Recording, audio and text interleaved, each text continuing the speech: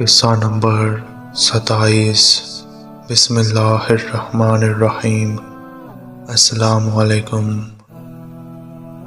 ایک اعرابی کے سوالوں کے جوابات۔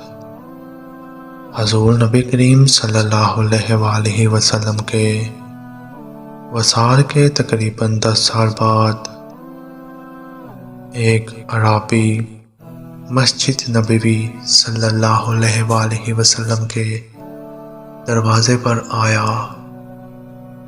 اس اعرابی نے اپنا چہرہ چھپا رکھا تھا۔ اس اعرابی نے حضور نبی کریم صلی اللہ علیہ وآلہ وسلم کے وصال پر افسوس کرتے ہوئے دریافت کیا، حضور نبی کریم صلی اللہ علیہ وآلہ وسلم کے وصی کون ہیں؟ حضرت سیدنا ابو بکر صدیق رضی اللہ عنہ نے حضرت سیدنا علی المرتضیٰ رضی اللہ عنہ کی جانب اشارہ کر دیا۔ اس اعرابی نے آپ رضی اللہ عنہ کی جانب توجہ کرتے ہوئے سلام کیا۔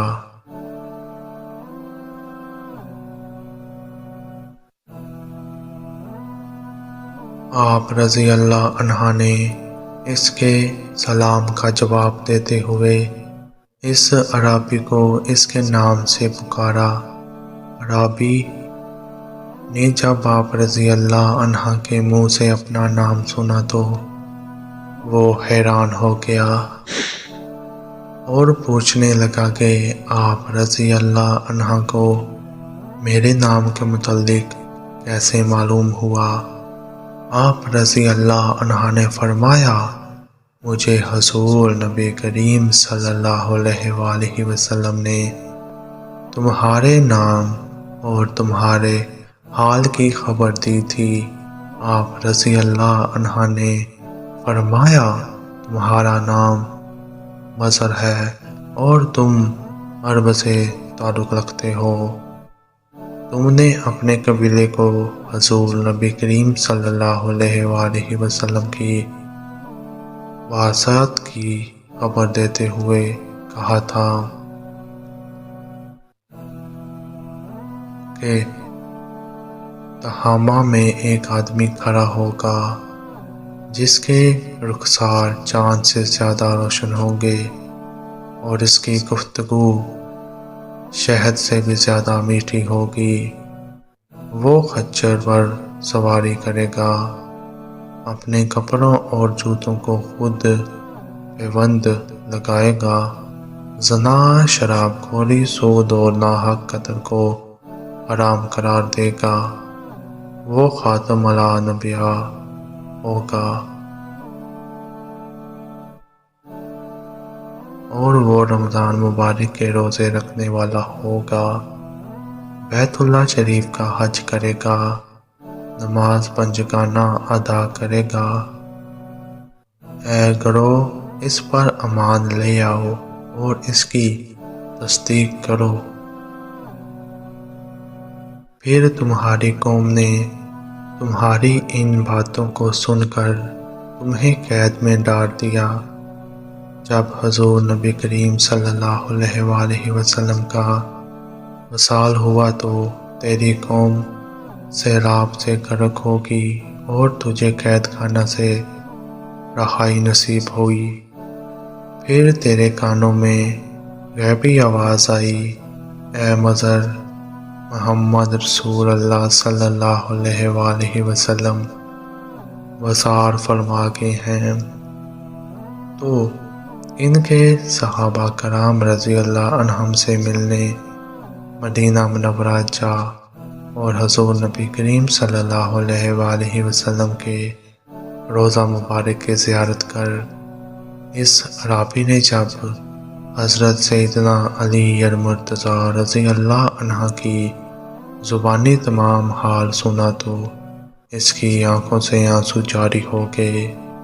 اس نے آگے بڑھ کر آپ رضی اللہ عنہ کے ہاتھ کا بوسہ لیا اور عرض کیا کہ میں آپ رضی اللہ عنہ سے کچھ سوالات کرنا چاہتا ہوں۔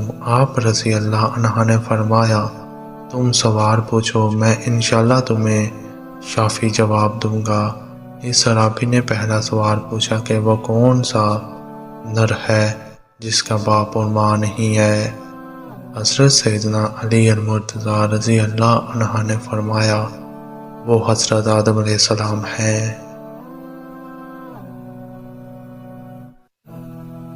اس عرابی نے پھر پوچھا وہ کون سی مادہ ہے جو بغیر ماں باپ کے پیدا ہوئی؟ آپ رضی اللہ عنہ نے فرمایا وہ حضرت حوا علیہ السلام ہیں۔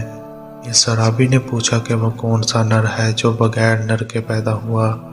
آپ رضی اللہ نے فرمایا وہ حضرت عیسیٰ علیہ السلام ہیں۔ اس عرابی نے پوچھا کہ وہ کون سی قبر ہے جس نے صاحب قبر کو سیر کروائی؟ آپ رضی اللہ عنہ نے فرمایا وہ مچھلی جس کے پیٹ میں حضرت یونس علیہ السلام رہے اور وہ انہیں 3 دن لیے پھرتی رہی۔ اس عرابی نے پوچھا وہ کون سا جسم ہے جس نے ایک بار کھایا مگر دوبارہ نہیں کھایا؟ آپ رضی اللہ عنہ نے فرمایا وہ حضرت موسیٰ علیہ السلام کا عصا ہے جس نے سانپ بن کر فرعون کے جادوگروں کے جادو کو ختم کیا۔ اس عرابی نے پوچھا کہ وہ زمین کا کون سا حصہ ہے جہاں ایک مرتبہ سورج کی کرنیں پڑیں؟ آپ رضی اللہ نے فرمایا دریائے نیل کی وہ سطح جو حضرت موسیٰ علیہ السلام کے عصا سے ظاہر ہوئی۔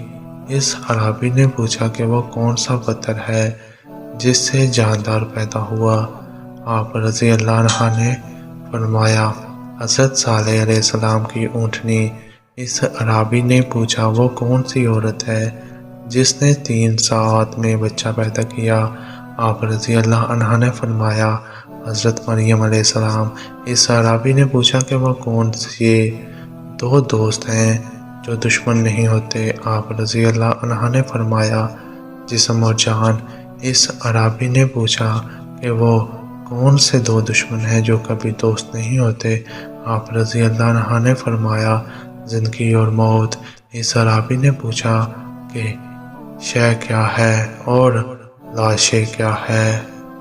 آپ رضی اللہ عنہ نے فرمایا شے مومن ہے اور لاشے کافر ہے۔ اس عرابی نے پوچھا کہ رحم میں سب سے پہلے کون سا عصا بنتا ہے؟ آپ رضی اللہ عنہ نے فرمایا انگنشت شہادت۔ اس عرابی نے پوچھا کہ قبر میں سب سے آخر میں کون سی چیز مٹی ہوتی ہے؟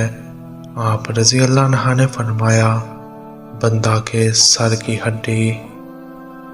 حضرت سیدنا علی المرتضیٰ رضی اللہ عنہ نے جب اس عرابی کے سوالات کے شافی جوابات اسے دیے تو اس نے بے اختیار آپ رضی اللہ عنہ کا ماتھا چوم لیا۔